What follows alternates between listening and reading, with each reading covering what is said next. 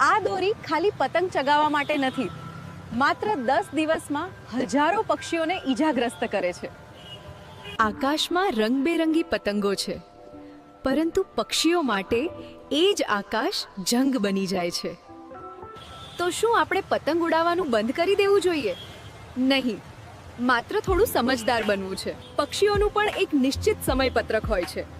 સવારે 6 થી 9 અને સાંજે 5 થી 7.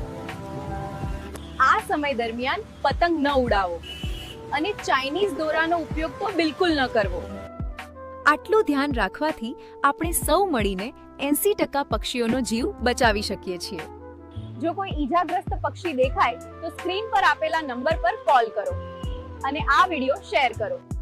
આટલું ધ્યાન રાખવાથી આપણે સૌ મળીને 80% પક્ષીઓનો જીવ બચાવી શકીએ છીએ. થોડું વિચારીએ, થોડું સમજીએ, કારણ કે આ આકાશ તેમનું પણ છે.